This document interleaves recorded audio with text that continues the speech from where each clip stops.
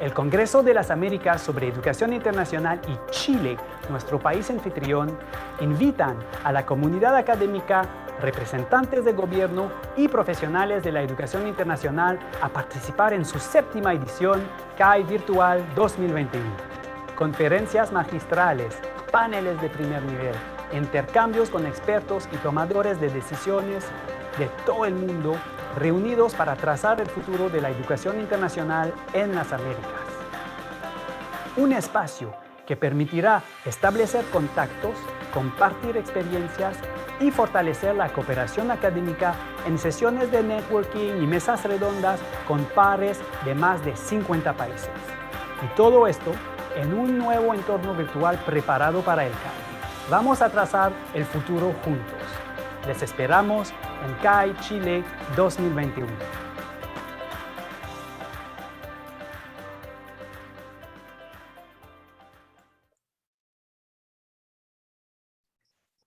Bienvenidos a todas y a todos. Welcome everyone. Bonjour, boa tarde. Just a little bit in English first. I just want to say to our English-speaking guests that we are providing simultaneous interpretation. So please look at the bottom of your screen on the world icon and choose the English channel for the translation. Lo estaba mencionando a todos que tenemos el canal de interpretación simultánea, así que pueden elegir entre inglés y español su idioma de predilección para escuchar esta actividad. Es un gran gusto acompañarlos hoy. Estamos ya llegando al tercero y último webinario pre-congreso de nuestra serie de eventos, que de hecho abrimos hace un par de meses ya con el subsecretario Juan Eduardo Vargas, y que hoy concluimos después de haber escuchado perspectivas sobre trabajo y empleo por parte de los organismos multilaterales. He escuchado una discusión también sobre el tema de internacionalización en perspectivas post-pandemia, con puntos de vista europeos, asiáticos, africanos y latinoamericanos. Hoy estamos realmente dando el espacio a nuestro país anfitrión, a Chile, para hablarnos de los modelos de vinculación que están poniendo en marcha desde la Subsecretaría de Educación Superior en conjunto con todo el sector educativo del país. Y tenemos el honor y mucha satisfacción de poder recibir nuevamente al subsecretario de Educación Superior, Juan Eduardo Vargas. Bienvenido, subsecretario, y gracias por acompañarnos, junto con el doctor Alexis Calergis de la Universidad Católica de Chile, que ha sido pues uno de los principales actores en un programa de colaboración internacional enfocado en investigación en el marco del COVID, que creo que será un ejemplo pues idóneo para presentar lo que queremos avanzar. Así que la estructura será muy simple. El subsecretario va a empezar con una presentación dándonos un poco las perspectivas que pusieron en marcha desde el Ministerio y la nueva subsecretaria de Educación Superior en cuanto a la estructura formal de trabajo que tienen y a las reformas que hicieron para facilitar esta vinculación, y luego ya entrando en el tema de la comunidad global de conocimiento, nuestro invitado entrará en una presentación más enfocada a la colaboración en investigación. Nada más me queda decir a todos los invitados, y yo sé que estamos ahí con un par de participantes presentes en el Zoom y en el Facebook Live Streaming. Estamos nosotros ya a menos de un mes del Congreso, del 19 al 22 de octubre. Ayer estábamos montando la versión final del programa. Les puedo contar que somos muy, muy contentos de la alta calidad que se ha logrado movilizar. Tenemos invitados y conferencistas no solo de las Américas, pero de todo el mundo, destacados invitados de altísimo nivel. Así que nada más les falta registrarse, acompañarnos. Estamos muy confiantes de las oportunidades que tendrán. Así que al final tendrán también las indicaciones para completar su registro y pueden visitar la página web. Así que sin más, subsecretario, otra vez un saludo, y le doy la palabra para iniciar la presentación. Muchas gracias, David. Comienzo saludando a todos los que nos están viendo desde a través de sus pantallas, y también, por supuesto, a quienes nos acompañan el día de hoy, especialmente al doctor Kalergis. Bien, mi pretensión en esta presentación es simple. Lo que yo busco fundamentalmente es dar una mirada de carácter más bien general respecto del sistema de educación superior en nuestro país, con un énfasis o con un cierto énfasis en los esfuerzos de internacionalización que se han hecho desde este propio sistema. Pero mi pretensión no es más que esa, es decir, que se puedan quedar las personas que están viendo, asistiendo a este seminario, con una idea más o menos sencilla respecto de cómo funciona y opera nuestro sistema de educación superior. Para ello, me gustaría compartir pantalla y agradeceré me puedan indicar si efectivamente se está viendo de buena manera.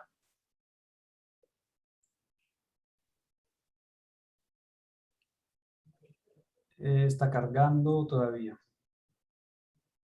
Ahora sí. ¿Ahí se ve? Perfecto. Muchísimas gracias. Y cualquier problema me cuentan si es que no se puede. Bien. Voy a partir por lo más sencillo, lo más básico, pero en definitiva nuestro sistema de educación superior se compone fundamentalmente de tres tipos de instituciones. Evidentemente, tal como en el resto del mundo, tenemos una formación de carácter vocacional, o que se suele conocer como formación vocacional, y una de carácter más universitario. Y en esta mirada son tres los tipos de instituciones que existen de acuerdo a la ley. Los centros de formación técnica, y ustedes pueden ver la cantidad de centros de formación técnica que existen en nuestro país, en la parte superior del cuadro, los institutos profesionales y las universidades. En un orden creciente, pueden ver ustedes también en sus pantallas que los centros de formación técnica imparten u ofrecen carreras que conducen a un título técnico de nivel superior, lo que en la clásica clasificación de la UNESCO se conoce como el nivel 5, que es una forma de una orientación vocacional. De la misma manera, los institutos profesionales, junto con ofrecer estos programas cortos, de ciclo corto, que típicamente duran 4 semestres, 5 semestres, en términos generales, también ofrecen carreras profesionales o carreras que conducen a títulos profesionales. Aparece ahí también convenientemente señalado la clasificación de acuerdo al catálogo que establece la UNESCO en este sentido. Y es importante señalar que estas carreras son típicamente de una duración que oscila o que ronda los 8 semestres. Puede ser un poco más, puede ser un poco menos. Y por último nos encontramos con las universidades que ofrecen todo el abanico, podríamos decir, de carreras, de programas anteriores, junto con las licenciaturas. Así también como programas de posgrado, magíster y doctorado y otros también. Lo típico de las universidades chilenas es que ofrecen licenciaturas o una carrera universitaria normalmente se compone de una licenciatura y también de un título profesional. En este sentido hay que hacer ver que la habilitación profesional en nuestro país se entrega por parte de las propias instituciones de educación superior, salvo una sola excepción que viene dada por la carrera de Derecho. En todos los demás casos, la habilitación profesional se entrega en la institución de educación superior. Las universidades, si bien pueden impartir carreras técnicas, normalmente se enfocan en estas carreras universitarias que, como decía antes, ofrecen una licenciatura y también entregan un título profesional. Bueno, esto es algo muy, muy básico, pero permite entender bien un poco la arquitectura del sistema. Y no está de más mencionar que en los rankings internacionales, nuestras instituciones de educación superior y en particular las universidades tienen una buena figuración. Esto evidentemente cuando lo circunscribimos a Latinoamérica, pero hay diversos rankings, entre ellos el del Times Higher Education, que dan cuenta de que tenemos, para ser un país pequeño, una población pequeña, tenemos una buena cantidad de universidades que se ubican dentro de las 100 mejores de Latinoamérica. También es importante entender que Este gráfico muestra dos cosas. Primero, la evolución de la cantidad de alumnos, de personas que estudian en la educación superior en nuestro país. Y se evidencia un crecimiento importante que está justificado por un incremento también en los beneficios estudiantiles, algo de lo cual voy a dar cuenta en las próximas diapositivas. Pero también se observa un cierto estancamiento en los últimos años, y eso se relaciona con dos factores. Primero, con el alto nivel de cobertura de educación superior que muestra nuestro país, que lo ubica, de hecho, dentro de los países de la OCDE con un mayor nivel de cobertura, y también se relaciona con factores demográficos, es decir, hay un estancamiento en el crecimiento de la población que evidentemente también tiene una consecuencia en la cantidad de jóvenes que acceden a la educación superior. Por último, en colores rosado y celeste, se muestra la cantidad de personas que estudian en universidades o en instituciones de educación superior de carácter técnico profesional, que son estas vocacionales que yo les mencionaba, centros de formación técnica o institutos profesionales. Hay una mayoría de alumnos que estudian en universidades, pero es importante decirlo que este año 2021, el 57% de los jóvenes, de las personas que accedieron por primera vez a la educación superior, lo hicieron eligiendo un centro de formación técnica o un instituto profesional. Es decir, la formación vocacional tiene un espacio relevante en el sistema de educación superior de nuestro país. ¿Esto a qué nos ha llevado? Nos ha llevado, como les decía antes, a un nivel de cobertura alto, muy alto, y que nos coloca en el promedio o sobre el promedio del nivel de cobertura que muestran los países de la OCDE. Es decir, la masificación de la educación superior en nuestro país es una realidad, y una realidad que está presente desde hace ya varios años. Ustedes pueden ver en ese gráfico no solamente la cobertura bruta, sino la cobertura neta y cómo ésta ha evolucionado en los últimos años. Pero en definitiva, hoy día podríamos decir que hay un acceso prácticamente universal a la educación superior y distintas estadísticas o indicadores dan cuenta de ello. El esfuerzo que se ha hecho, y esto finalmente no es algo fortuito, sino que hay un esfuerzo del Estado por masificar la educación superior, también se hace efectivo o tiene un correlato con el acceso a programas de posgrado. En efecto, tal como aparece en el gráfico que está en sus pantallas, ustedes pueden ver que la cantidad de alumnos, de personas estudiando programas de magíster o de doctorado en nuestro país se ha disparado y ha crecido enormemente hasta alcanzar una cifra cercana a los 55.000 el año 2021. De esto también es responsable, por supuesto, una política de Estado que originalmente desde el Ministerio de Educación y actualmente desde el Ministerio de Ciencia entrega becas de distinto tipo para financiar parcial o totalmente muchos de estos programas.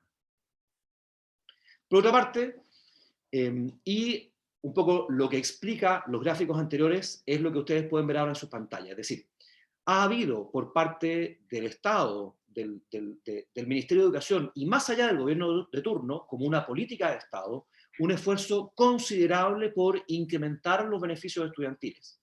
En sus pantallas aparece actualmente la evolución del monto de recursos destinados típicamente a 3 beneficios estudiantiles para financiar programas de pregrado: becas, créditos universitarios y gratuidad, que es un beneficio reciente. Ustedes pueden ver en sus pantallas que hoy día tenemos prácticamente 2.500 millones de dólares que son invertidos para que nuestros estudiantes puedan financiar total o parcialmente sus estudios de pregrado.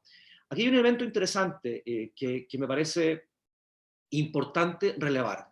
Actualmente, 2 de cada 3 jóvenes o personas que estudian en la educación superior en nuestro país, 2 de cada 3 financian parcial o totalmente sus estudios de pregrado gracias a alguna ayuda estatal.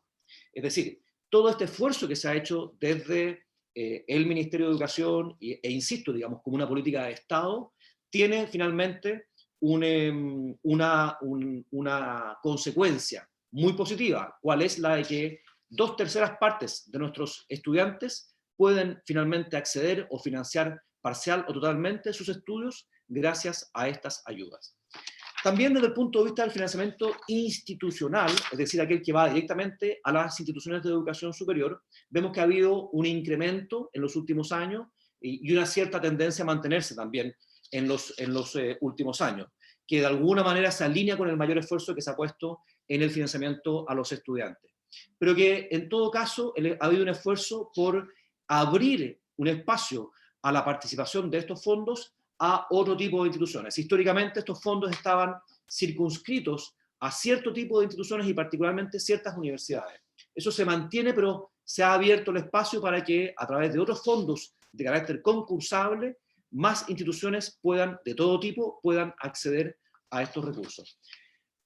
Esto evidentemente se ha hecho con un esfuerzo importante que ha realizado todo el país y que ha implicado que el gasto público en educación superior como porcentaje del PIB se haya incrementado de forma importante. Hoy día estamos cerca del 1,3% del PIB. Y eso también nos coloca por sobre la media del porcentaje del PIB que los países de la OCDE destinan a la educación superior. Y eso, por supuesto, es importante señalarlo. Pero no solamente eso. Si ustedes pueden ver este gráfico, podrán darse cuenta de que Chile es el país de la OCDE que más gasta en educación superior como porcentaje del gasto público total. Es decir, lo que finalmente se gasta desde el Ministerio de Educación y desde otros ministerios en la educación superior es el mayor porcentaje con relación al gasto total que hace el Estado. Y esto se compara, como ustedes pueden ver en el gráfico, favorablemente con respecto a todos los demás países de la OCDE. Es decir, Chile está haciendo y viene haciendo esfuerzos gigantes por invertir en la educación superior, lo cual ha tenido una serie de efectos evidentemente positivos, de lo cual dan cuenta los cuadros anteriores. Ahora bien, ¿por qué hacemos esto? ¿Por qué lo hacemos? Lo hacemos por varias razones. Evidentemente, tiene un beneficio público la formación terciaria que hace que el Estado quiera involucrarse, quiera financiar a los estudiantes y a las instituciones. Hay beneficios que son percibidos por toda la población, por toda la sociedad, y que finalmente justifican este enorme esfuerzo que ha hecho el país. Hay también un derecho a la educación superior que está consignado en la ley, y del cual evidentemente tenemos que hacernos cargo, entregando las posibilidades para que ese acceso sea real para todos los estudiantes que cuenten con las condiciones mínimas para poder acceder a esa educación terciaria. Pero también hay un beneficio personal al que puede acceder cualquier joven que finalmente sale de la educación terciaria. Este gráfico lo que muestra es cuál es el salario, o digamos, en términos relativos, cuánto más percibe un joven, una persona que ha obtenido un título de educación terciaria en nuestro país. Es decir, en cuánto premia el mercado laboral con respecto a una persona, a un joven que solamente salió del colegio, solamente terminó su educación secundaria o escolar. Y ustedes pueden ver que Chile, después de Colombia, es el país en el que más se reconoce desde el punto de vista laboral, desde el punto de vista de remuneración, en el que más se reconoce, después de Colombia digo, el título de educación superior o el grado adquirido en la educación superior. Y esto, por cierto, también constituye un incentivo importante para poder motivar a que nuestros jóvenes accedan a la educación superior. Me voy ahora ya de lleno a la parte, digamos, a lo que dice relación con este congreso y en particular con nuestros vínculos internacionales. Y me remonto aquí al año 2019, que es el último año, entre comillas, normal del cual podemos dar cuenta. El año 2020, evidentemente, está muy afectado por la pandemia y lo que ella representó en términos de vinculación internacional, digamos, al menos vinculación física, podremos decir. Ustedes pueden ver en ese gráfico que tenemos estudiantes que siguen su formación terciaria, digamos, estudios superiores en nuestro país, que provienen de distintas partes del mundo, prácticamente de todo el mundo. Tenemos cerca de 25.000 alumnos extranjeros el año 2019, estudiaron o están estudiando carreras de pregrado en nuestro país y que provienen de diversas partes del mundo. Pero más interesante incluso que eso es que a nivel de posgrado también hay una composición interesante de la población, al punto que Por ejemplo, en el caso de los doctorados, podemos decir que más de un cuarto de ellos, el 26% de los doctorandos, constituyen alumnos que provienen de otras partes del mundo. Y aquí hay que relevar el esfuerzo que han hecho las universidades que imparten estos programas por atraer a estos programas de doctorado a personas talentosas de otras partes del mundo. Ha habido un esfuerzo por internacionalizar, en este sentido, la educación superior y en particular ciertos programas de posgrado. También desde el punto de vista de los alumnos de intercambio, hasta el año 2019, y nuevamente tenemos que remontarnos a un año normal, entre comillas, los alumnos que hacían semestres o cursos de intercambio en nuestro país era cercano a los 8.500, que provienen de muchas partes del mundo, siendo los principales países que envían alumnos a nuestro país los que aparecen en sus pantallas: Estados Unidos, España, México, Francia, Alemania y Colombia, en ese orden. Por último, también es importante dar cuenta de que nuestro personal académico, nuestros profesores, tienen en un porcentaje, prácticamente en la mitad de sus casos, una formación de posgrado, de magíster o doctorado. Y que en esos casos hay un porcentaje no menor de profesores que cuentan con magíster que han sido formados en el extranjero. Y si lo circunscribimos a los doctorados, podemos ver que la mayoría de los profesores que cuentan con un doctorado lo han obtenido, ese grado de doctor, en países en países distintos de Chile. Eso también creo que da cuenta del esfuerzo que se ha realizado por parte de las instituciones de educación superior, por parte del Ministerio de Educación y del Ministerio de Ciencia, por financiar programas de posgrado en Chile y también fuera de Chile. Por último, también me parece importante mencionar, si bien en términos numéricos no es tan relevante, pero un esfuerzo que se ha hecho por internacionalizar la formación de postítulo en el caso de los técnicos de nivel superior. Este es un programa, el de Técnicos para Chile, que permite financiar programas de estudio en distintos países y que beneficia a personas que tienen un título técnico de nivel superior, ya sea para profundizar su formación en alguna determinada área en particular, o también para personas que imparten clases en instituciones de educación superior técnico-profesionales, o incluso en colegios que tienen esta formación técnico-profesional. Me paso ahora rápidamente a la evolución y al correlato que ha tenido todo el esfuerzo anterior que yo les mencionaba en la generación de conocimiento. Y quiero simplemente mencionar y mostrar cómo han evolucionado la cantidad de publicaciones científicas indexadas, de papers, que se ha desarrollado en nuestro país. Ha habido un incremento enorme y que está explicado fundamentalmente por la mayor cantidad de investigadores que tenemos en nuestras instituciones de educación superior, fundamentalmente. Y eso, por supuesto, da cuenta de la sofisticación, de la madurez del sistema de educación superior de nuestro país. Pero junto con eso, miren este gráfico. El nivel de colaboración internacional que muestran nuestras publicaciones es creciente y cada vez más relevante. Es decir, más de la mitad de nuestras publicaciones científicas hoy por hoy se hacen en un contexto de colaboración internacional. Y eso, por supuesto, que hay que relevarlo, hay que destacarlo. Esa es la línea que queremos seguir. ¿Cómo conseguir mayor cantidad de publicaciones? ¿Cómo conseguir una mayor generación de conocimiento? Fundamentalmente a través de la conexión que nuestros investigadores puedan tener. Este gráfico, muy brevemente, muestra, de hecho, los principales países de procedencia de los investigadores con los cuales nuestros investigadores desarrollan estas publicaciones, estos papers. Es decir, hay un nivel de coautoría con investigadores provenientes de una diversidad grande de países. Por último, y con esto ya voy terminando, quiero mencionar esto. ¿Y por qué quiero mencionar por qué quiero mostrar este cuadro? Que es sumamente interesante. Lo voy a explicar primero y después voy a decir por qué lo menciono. A ver, lo que se muestra en este cuadro es el nivel de vacunación que muestran los estudiantes de la formación técnico-profesional, de la formación vocacional y de las universidades.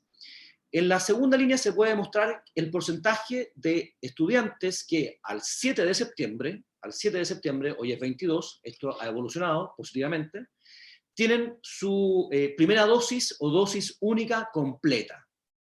Y en la última línea del cuadro lo que pueden ver es qué porcentaje de esos estudiantes tienen su esquema de vacunación completo al 7 de septiembre. Y de esa forma podemos ver que el 87% de los estudiantes de instituciones vocacionales tiene ya su esquema de vacunación completo. En el caso de las universidades es más del 93%, más del 93%. ¿Por qué lo menciono? Por dos razones, decía, porque quiero mostrar también que estamos volviendo en cierta manera a la normalidad, a la presencialidad, y con ello anticipo también que vamos a poder estrechar la vinculación internacional ya de una manera presencial, no tanto telemática como lo estamos haciendo hoy día, pero también especialmente lo relevo por lo siguiente, porque si hemos conseguido estos altísimos porcentajes de vacunación es por diversas razones, porque había un esfuerzo importante de todo el país, del gobierno, de las instituciones, pero en particular, y también un poco la razón por la cual el doctor Kalergis está acá, es porque esto también, de alguna manera, refleja que la vinculación internacional que han hecho diversas instituciones, y en este caso la Universidad Católica, ha permitido que Chile haya podido disponer de un altísimo stock de vacunas, lo cual se manifiesta en estos altísimos porcentajes de vacunación que yo, sinceramente, dificulto se den en alguna otra parte del mundo. Bien, ya con esto termino. Quiero hacer un resumen, un muy, muy breve resumen de lo que es Chile actualmente desde el punto de vista de su sistema de educación superior. En primer lugar, es importante mencionar que nuestro sistema se ha consolidado en los últimos años. Hay una nueva institucionalidad que viene aparejada con una ley de educación superior que ya tiene 3 años de antigüedad, que establece la creación de una subsecretaría de educación superior. Antes había solamente una división de educación superior. También la creación de una superintendencia y de una instancia en la cual las principales entidades públicas vinculadas a la educación superior pueden juntarse periódicamente para analizar o para coordinar su actuar con relación a la educación superior. No solamente eso, mostramos un nivel de cobertura de educación superior que es muy alto, más alto incluso que el promedio de los países de la OCDE.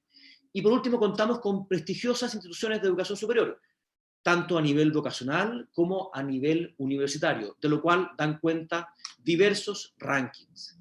Chile también, por otra parte, hemos visto que es un país atractivo para cursar estudios superiores, particularmente de doctorado, según veíamos la composición de la matrícula de nuestros programas de doctorado. Por otra parte, hay una alta proporción de nuestro personal académico que cuenta con estudios de posgrado adquiridos o seguidos en el extranjero.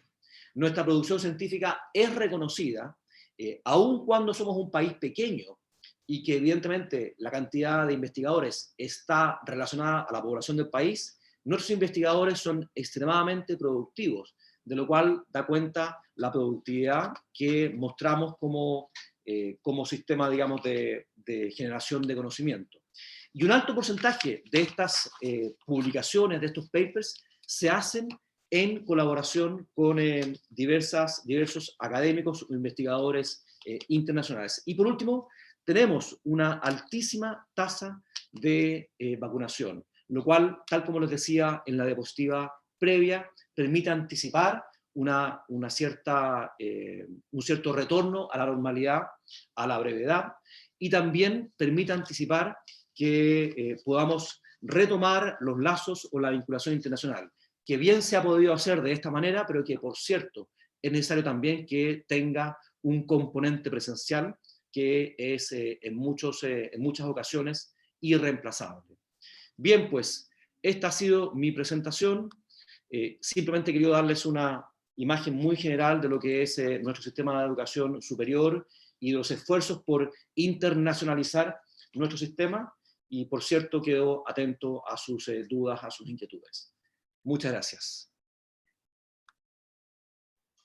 Muchísimas gracias, subsecretario, por su presentación muy clara respecto de los avances en el sistema y los desafíos en materia de internacionalización para un sistema cuya riqueza está en su propia heterogeneidad. Siguiendo con el programa de nuestro webinario, pasaremos ahora a presentar a nuestro segundo invitado, que es el doctor Alexis Kalergis. Haré una breve presentación, luego el doctor nos hará su presentación sobre la materia a la cual está convocado este seminario, para después pasar a una pequeña ronda de preguntas que esperamos tenga una duración de unos 20 minutos. Bien, el doctor Alexis Kalergis es profesor titular de la Facultad de Ciencias Biológicas y de Medicina de la Pontificia Universidad Católica de Chile y doctor en Microbiología e Inmunología de la Albert Einstein College of Medicine en Nueva York. Realizó 2 doctorados en Albert Einstein, Universidad de Rockefeller.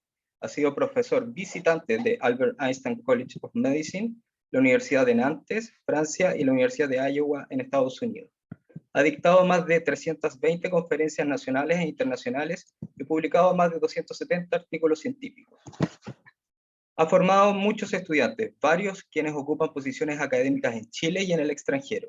Ha recibido premios como el Premio Nacional de Innovación, AGONI, el Premio al Mérito de la Universidad Andrés Bello, la Medalla de Oro de la Organización Mundial de la Propiedad Intelectual y el Premio Abdón Cifuentes, que distingue a científicos con impacto en políticas públicas. Dirige el Instituto Milenio en Inmunología e Inmunoterapia, un centro de excelencia en ciencia transnacional e internacional. Ha participado como asesor en comisiones gubernamentales y legislativas y es miembro del Consejo Asesor Científico del ICGEB, organismo de la ONU. Dirige un proyecto de estudio científico y clínico de una de las vacunas COVID más avanzadas. Además, es director del estudio científico clínico de la vacuna Sinovac, que dio lugar al suministro preferente, prioritario y temprano de las dosis necesarias para la campaña de vacunación masiva contra el COVID-19 en Chile. Es precisamente de esta experiencia de internacionalización y vinculación exitosa y con alto impacto público que nos hablará a continuación el doctor. Por favor. Bueno, muchas gracias, Miguel.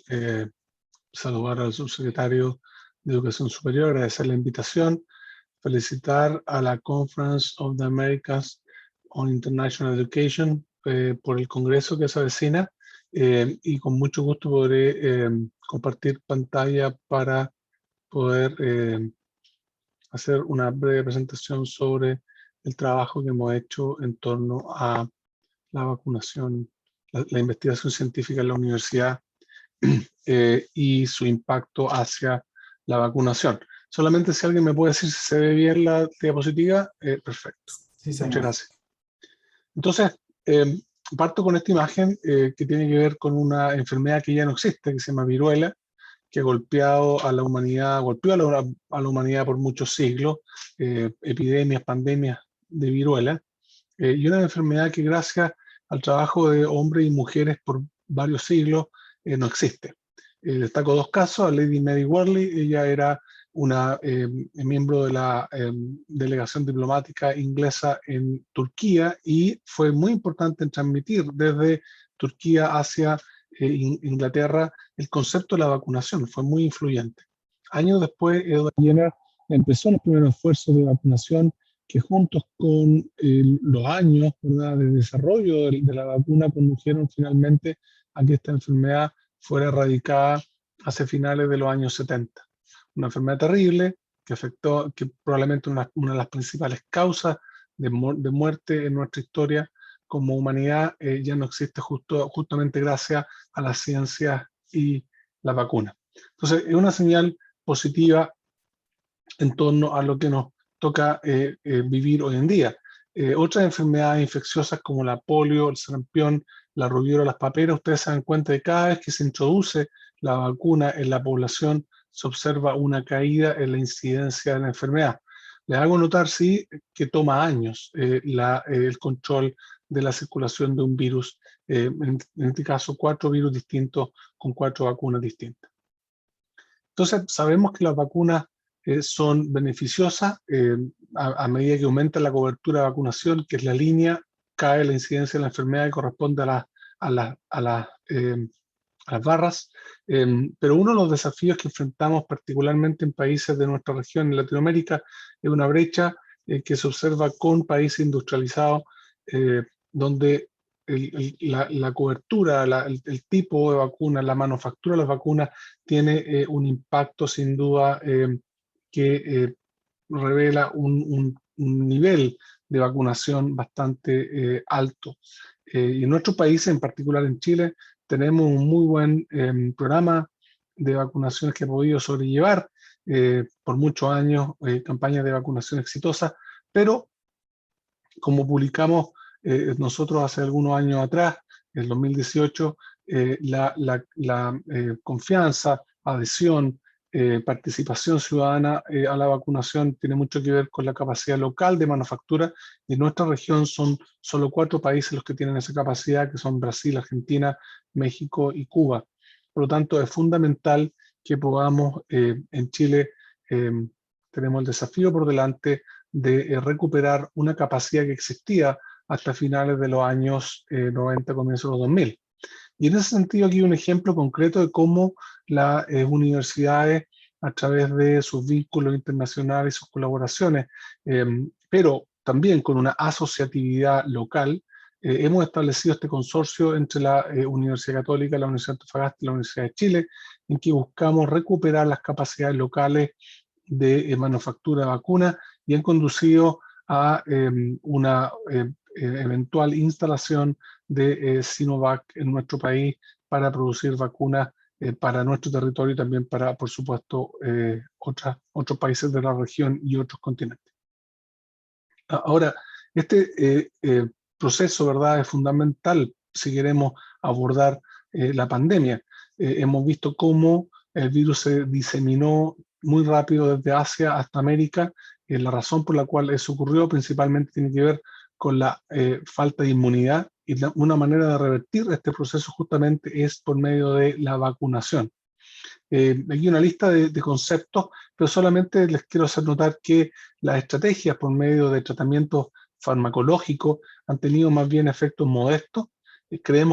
Nos dimos cuenta muy temprano, en enero del 2020, estábamos ya en un proceso de establecer, aprovechar las vinculaciones que habíamos creado internacionales para trabajar en el desarrollo conjunto de vacunas contra el coronavirus.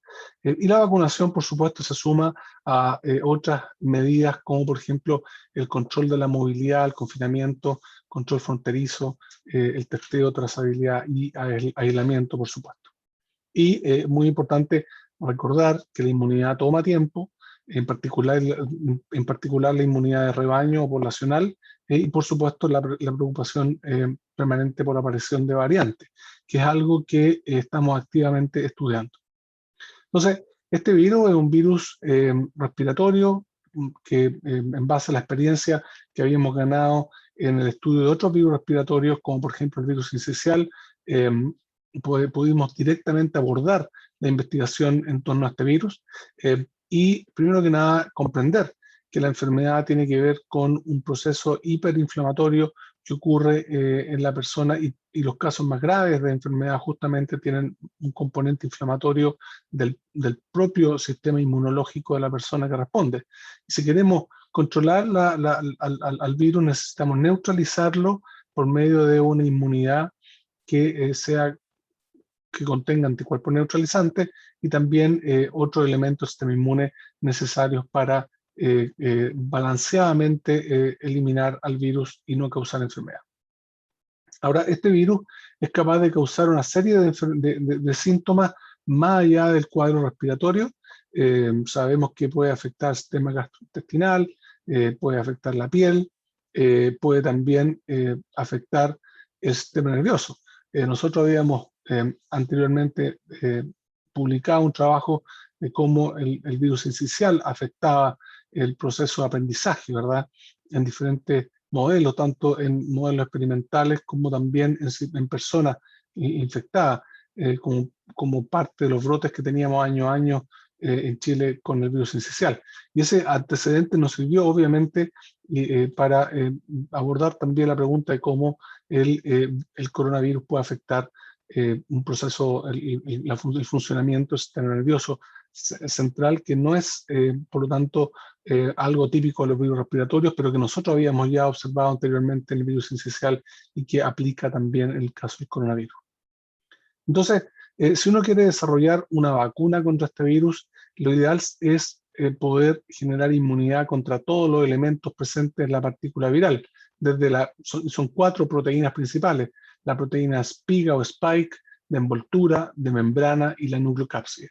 Y gracias a los estudios que habíamos hecho en nuestro laboratorio de la universidad anteriormente, sabemos cómo abordar esta pregunta científica. Y como ustedes saben muy bien, durante el año pasado y gran parte de este año, el trabajo científico asociativo entre diferentes países, universidades, laboratorios, empresas, ha conducido a que existan varios tipos de vacunas. Nosotros tempranamente nos volcamos al desarrollo de una vacuna acá en Chile, que se fundamenta principalmente en el uso de una tecnología que voy a explicar a continuación, pero además fortalecimos las colaboraciones que llevábamos desarrollando con diferentes regiones, diferentes países en diferentes regiones del planeta.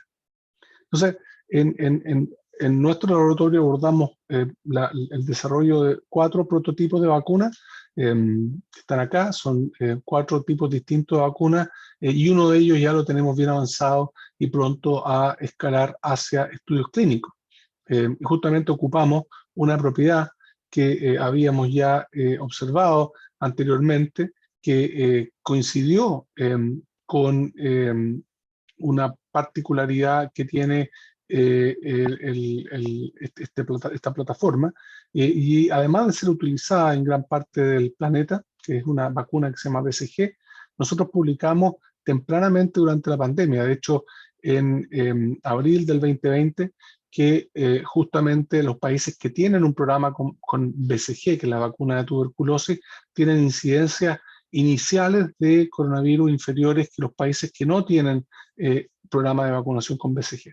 Entonces, ocupando esta plataforma, desarrollamos una vacuna que esperamos puede prevenir este fenómeno hiperinflamatorio que ocurre en las vías respiratorias de la persona infectada y que por el contrario induzca una inmunidad saludable que prevenga el desarrollo de la enfermedad y genere inmunidad protectora contra el virus. Entonces, investigadores, estudiantes de doctorado, postdoctorado, jóvenes universitarios, durante toda la pandemia han trabajado y siguen trabajando justamente en el desarrollo de nuestra tecnología, pero además, como les voy a contar a continuación, en colaboración con investigadores de otros países. Entonces, esto nos ha dado visibilidad internacional. Aquí hay un par de ejemplos. La revista Nature, que es una revista de alto impacto, destaca la importancia de hacer investigación en torno al desarrollo de vacunas para coronavirus, y en particular mencionan a nuestro grupo acá en la Universidad Católica. Bueno, el New York Times, que tiene un seguimiento de las vacunas, también incluye el trabajo que estamos haciendo acá en nuestra universidad. Y, por supuesto, una vez iniciada la pandemia, volcamos todo nuestro esfuerzo y experiencia en la investigación científica en torno a las vacunas, por medio de contactos y de colaboraciones, muchas de ellas formales, por medio de convenios que teníamos anteriormente con Estados Unidos y Francia, pero además aprovechamos que un año antes de la pandemia habíamos iniciado una colaboración con China y durante la pandemia con Israel. Entonces, estas interacciones que nacen del quehacer científico, nosotros también las volcamos por completo a el desarrollo científico y clínico de vacunas contra el coronavirus. Y finalmente optamos por una opción, y les voy a explicar por qué, pero pudimos haber tomado otros caminos y optamos por un fundamento científico, por la opción que les voy a explicar a continuación. Pero simultáneamente nos dimos cuenta que era muy importante asociarnos internamente en Chile como universidades, y creamos un consorcio universitario, consorcio científico, que permitió maximizar las capacidades instaladas en cada universidad, para la ejecución de varios estudios científicos y clínicos en torno a vacunas contra COVID-19. Entonces, finalmente optamos, en mi caso la Universidad Católica, de trabajar con China, con Sinovac, aprovechando, y me gusta este concepto de la diplomacia científica, porque la ciencia tiende puentes y cruza fronteras. Y fue justamente que el 2019 veníamos, como les decía, arrastrando, ya iniciando interacciones y colaboración con científicos en China, en universidades y en industria. Y fue en este congreso, que fue el Congreso Internacional de Inmunología que ocurrió en Beijing en el 2019, donde empezamos ya a concretar, por medio de acuerdos, colaboraciones. Esto es obviamente previo a la pandemia, ¿verdad? Donde presentamos los trabajos que habíamos hecho con nuestra vacuna para el sincicial, los cuales hemos publicado en diferentes revistas de alto impacto. Apareció la pandemia, nos volcamos, como les indiqué, a generar una vacuna nuestra acá en Chile, pero al mismo tiempo nos interesó mucho la tecnología que estaba desarrollando Sinovac en base a un virus inactivado, porque coincidía con nuestra aproximación en contener todas las proteínas y todos los elementos del virus, por lo tanto la inmunidad, que genera una inmunidad un poco más integral contra el virus. Entonces, esto es una cronología, ¿verdad?, de cómo se ocurrió el proceso. Básicamente varios años de investigación dieron espacio a las colaboraciones con Sinovac en base a acuerdos que finalmente condujeron a la firma de un MOU que permitió la ejecución de un estudio científico clínico en Chile con la participación de varias universidades y estos datos fueron relevantes para la aprobación del uso de la vacuna en nuestro país. Entonces, Sinovac, bueno, además de la vacuna o su estrategia que nos pareció atractiva, también nos pareció una empresa que tenía cualidades particulares. Por ejemplo, tenía precalificación por la OMS, había hecho vacunas contra otros virus pandémicos como influenza, y en particular nos gustó también porque en Chile ya varias de sus vacunas habían sido previamente evaluadas y aprobadas por la agencia regulatoria, el ISP, y la agencia sanitaria, la autoridad sanitaria, el Ministerio de Salud. Entonces ellos publicaron su vacuna en una revista de alto impacto que se llama Science, donde explican cómo se produce el descubrimiento de la vacuna y además los diferentes modelos preclínicos animales de funcionamiento de la vacuna. Hicieron 2 estudios clínicos que fueron muy importantes, uno en adultos y otro en adultos mayores, y destaco la publicación en clinicaltrials.gov, que es una página bastante rigurosa. Nosotros teníamos experiencia previa por otros estudios que habíamos hecho en Chile, si conocíamos a clinicaltrials.gov, que es supervisado por la NIH en Estados Unidos. Este es el registro del estudio en adultos mayores, y por supuesto nosotros conocimos, y una de las ventajas de esta colaboración científica académica universitaria, fuimos conociendo estos datos antes de que obviamente se publicaran, pero finalmente, como les muestro acá, se publicaron 2 artículos de alto impacto en Lancet Infectious Diseases. Y finalmente, gracias a este acuerdo que firmamos entre la Universidad Católica y Sinovac, pudimos establecer 2 elementos centrales. El elemento de investigación científica y clínica, que es la ejecución de este estudio, que sigue todavía su curso, pero ya estamos bastante avanzados y les voy a mostrar algunos de los resultados más importantes. Pero además, este acuerdo tenía una cláusula muy importante, que es asegurar de demostrarse que la vacuna cumplía con los requerimientos para ser aprobada, asegurar las dosis necesarias para el uso poblacional de esta vacuna, y en particular que la universidad pudiera transferir este derecho a un tercero, que obviamente es el Estado de Chile.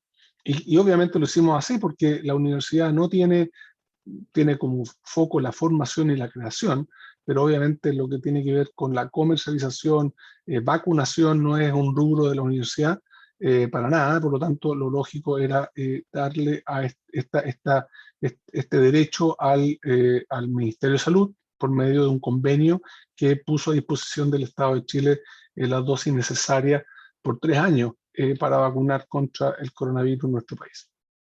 Nosotros nos enfocamos solo en la investigación, entonces diseñamos el protocolo científico clínico, revisiones por los comités de ética, el Instituto de Salud Pública, que es una agencia tipo 4 regulatoria en nuestro país.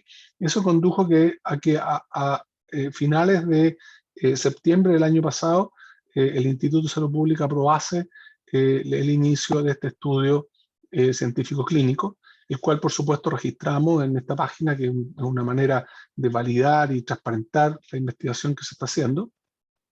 Y este estudio involucró a 8 centros en diferentes zonas de Santiago y también en otras regiones, en la quinta región. Y evaluamos principalmente seguridad e inmunogenicidad, y tenemos ya los primeros datos de eficacia a nivel de nuestra población chilena con la vacuna. Lo importante de este estudio es que además de lo tradicional de los estudios clínicos, incluimos un fuerte elemento científico que fue ejecutado por completo en un laboratorio de investigación en la Universidad Católica. Y los resultados más relevantes que observamos es que la vacuna tiene un perfil de seguridad muy positivo, con muy pocos efectos adversos, y también producción de anticuerpos 2 semanas después de la segunda dosis, lo que fue muy importante para la manera como se estableció finalmente la campaña de vacunación en nuestro país. Es decir, además de asegurar el acceso a la vacunación, pudimos también entregar evidencia científica de cómo debería administrarse la vacuna, que obviamente hubo una muy buena articulación entre la ciencia universitaria y el gobierno, porque el gobierno tomó la posta y llevó adelante la campaña de vacunación, que les voy a explicar a continuación. Pero podemos decir que la vacuna es bien tolerada, ¿verdad? Del estudio, lo que llevamos a la fecha, baja reactogenicidad, muy buena respuesta en adultos mayores, sin efectos severos atribuibles a la vacuna, y por supuesto conocer en mucho detalle la respuesta inmune que induce la vacuna en la población. Ahora esto, además de lo que les muestro acá, lo hemos publicado, fuimos los primeros en publicar en abril, de hecho el 1 de abril, un artículo como preprint para mostrar datos fuera de lo que se había hecho en China. Este paper, esta publicación en Clinical Infectious Diseases, que es una revista de muy alto impacto, acaba de salir esta semana, y tenemos otros 3 papers, algunos aceptados y otros aún en revisión por pares. Ahora, esto ha fortalecido las capacidades de investigación y desarrollo en nuestro país. Trabajamos vinculados todo el tiempo con otros 3 países, Brasil, Turquía e Indonesia, donde también se hicieron estudios. Y lo que más nos gratifica es que, gracias a la interacción de la universidad con los Ministerios de Salud, Ciencia y Relaciones Exteriores y con apoyo de la CPC en Chile, pudimos lograr que, además de la contribución al desarrollo científico clínico de esta vacuna, poder contar con las dosis necesarias para la campaña de vacunación, que se inició prontamente tras una inspección que hizo el Instituto de Salud Pública en terreno en Beijing, a Sinovac, que condujo finalmente a que a finales de enero de este año, la vacuna fuera aprobada para uso de emergencia en nuestro país. Y eso activó el convenio que se había establecido como parte de esta colaboración científica, que está en manos del Ministerio de Salud de Chile, y permitió iniciar en forma eficiente y en propiedad una campaña de vacunación masiva para nuestra ciudadanía, que empezó a entregar los primeros buenos resultados a finales, yo diría, de marzo, y lo más motivante fue que investigadores en otras universidades, por ejemplo en el caso de la Universidad de Chile, empezaron a observar los mismos resultados que nosotros estábamos viendo en el estudio científico clínico controlado, pero en la población, niveles de seroconversión equivalentes, seguimiento de los casos que tras la vacunación condujeron, en la medida que se fue estableciendo la inmunidad, a una baja sostenida en el número de casos. Lo mismo informó el Ministerio de Salud de Chile, y lo mismo ocurrió en otros países en los que se estaba ocupando la vacuna, como por ejemplo Brasil, en que la población vacunada aquí en azul tiene un menor nivel de incidencia en la segunda ola que la población no vacunada. De la misma manera, el Ministerio de Salud hizo un trabajo bien intenso y publicado también en una revista de alto impacto, donde evaluó la efectividad de la vacuna en la población con datos bastante positivos. de efectividad para prevenir casos, hospitalizaciones, requerimiento de UCI y fallecimiento. Lo mismo ocurrió en Uruguay. Nosotros también estuvimos en contacto con Uruguay, compartiendo nuestros resultados con universidades, con el gobierno uruguayo, a fin de que ellos también pudieran tener esos antecedentes como parte de la decisión de vacunar a su población con esta vacuna. Entonces, las conclusiones generales es que la vacuna de Sinovac es segura e inmunogénica. Se requieren 2 dosis de al menos 14 días después de la segunda dosis para lograr títulos significativos de anticuerpos. Los anticuerpos son neutralizantes y los datos de seguridad, inmunogenicidad y eficacia que entregan los estudios científicos clínicos controlados están prediciendo relativamente bien el comportamiento de la vacuna en la población en términos de seguridad, inmunogenicidad y efectividad. Esto es lo más importante, cómo la ciencia chilena, ¿verdad?, contribuye a anticipar cómo la vacuna se comportó en la población. Quedan preguntas por responder, por ejemplo, la duración de la inmunidad, esa pregunta ya la respondimos. Si se necesitarán dosis adicionales de refuerzo, sabemos que sí, y por lo tanto recomendamos que se iniciara se incorporara dentro de la campaña una dosis de refuerzo, cosa que fue incorporado ya dentro del plan de vacunación. Y quedan preguntas que nos preocupan, por supuesto, cómo funciona la inmunidad contra las variantes, y muy importante, la seguridad, inmunogenicidad y eficacia en la población pediátrica. Y esto último es muy importante porque en países donde se ha vacunado principalmente y muy rápidamente la población adulta, se ha observado que la población pediátrica, por ejemplo, este es el caso de Israel, empieza a aumentar la incidencia de la enfermedad, y eso obviamente expone a los niños y niñas y eventualmente también los hace transmisores de la enfermedad. Además del PIMS, ¿verdad?, que este síndrome hiperinflamatorio que puede ser grave en niños y niñas. Así que con ese objetivo partimos ya hace algunas semanas, ya llevamos 4 o 5 meses trabajando en eso, pero el estudio partió hace 2 semanas, con la participación de hospitales universitarios en diferentes ciudades, no solamente en nuestra capital, sino que también en el norte y el sur de Chile. Para terminar, la vacunación toma tiempo, y les recuerdo el caso del sarampión en Chile, donde cuando se incorpora la vacuna, lo primero que ocurre es la caída de los casos graves, toma tiempo para que disminuya los casos generales, la morbilidad. Se vio esto en los 60 y también en los años 90. Y lo que hicimos en torno a la colaboración con Sinovac involucra investigación universitaria básica, universitaria clínica, apoyo al sector público y privado, sin duda la colaboración internacional que resulta de la validación mutua con los pares internacionales, y muy importante la confianza en la ciudadanía, porque podríamos tener una super vacuna, pero si la ciudadanía no confía y no se adhiere a la vacunación que es voluntaria, no serviría de mucho. Y en ese sentido hemos trabajado también desde la universidad con esta idea, la idea de que la confianza en las vacunas requiere una transparencia radical de la ciencia, y por eso es que hemos estado publicando los resultados tan presentes en los medios de comunicación, a fin de ir comunicando no solamente los avances, sino también las dificultades y los tropiezos, porque este proceso científico sin duda tiene de ambas cosas. Agradecer a las personas que han sido parte de este trabajo. Lo que les conté lo hemos hecho entre los profesores, la doctora Katia Barcas, Son Bueno, Pablo González y José Vicente González, 3 facultades de la Universidad Católica, de Ciencias Biológicas, Medicina y Química. Y en el estudio pediátrico, que es más grande, de más trabajo, aumentamos el grupo, y esperamos que poder tener estos resultados en los próximos meses. Y agradecer finalmente mi laboratorio, este es mi laboratorio. Ustedes pueden ver acá, durante toda la pandemia, reuniones por Zoom, como la que estamos teniendo ahora, pero algunas personas están sin mascarilla, son los que están en la casa, o en la oficina, como yo estoy en la oficina, y los que están con mascarilla han estado todo el tiempo en el laboratorio haciendo parte de sus proyectos de investigación universitaria, y están obviamente muy orgullosos del aporte que han hecho desde la ciencia universitaria hacia nuestro país. Así que muchas gracias por la invitación, y esa es mi última diapositiva. Muchísimas gracias, doctor.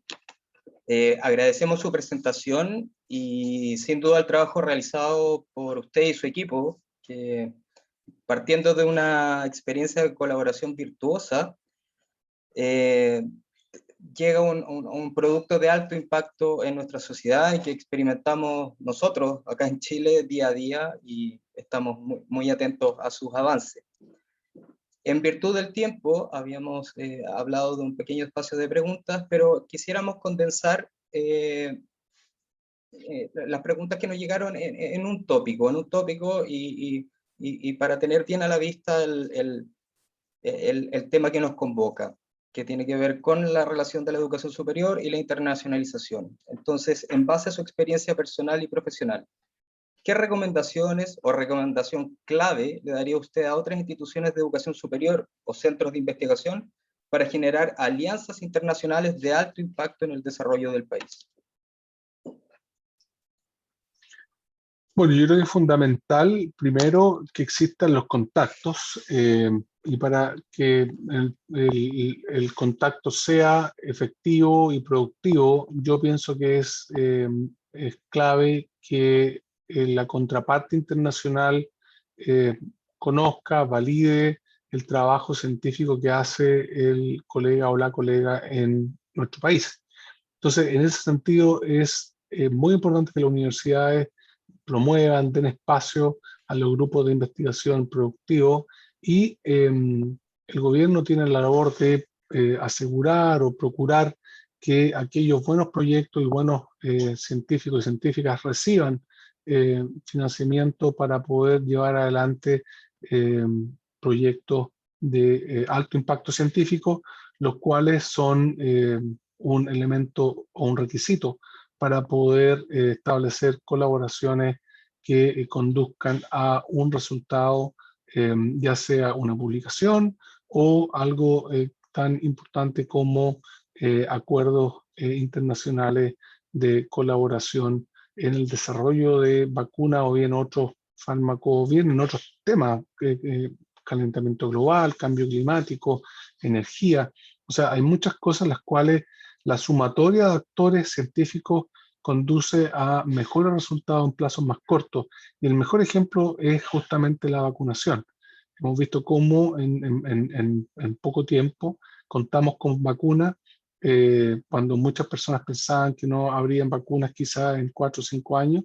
Hemos visto cómo la ciencia, trabajando asociativamente, en base a las confianzas y a la validación mutua, ha permitido contar con no una, sino que varias vacunas para uso poblacional de manera segura y efectiva. Muchas gracias por su respuesta, doctor. Quisiera dar la palabra al subsecretario, que tiene una mención. Gracias, Miguel. Sí, muy brevemente, para contestar desde otra mirada esa pregunta que se hace, me parece importante, y también haciéndome cargo de algunas preguntas que hay en el chat, mencionar lo siguiente. Nuestro país no tiene como política financiar estudios de pregrado en el extranjero.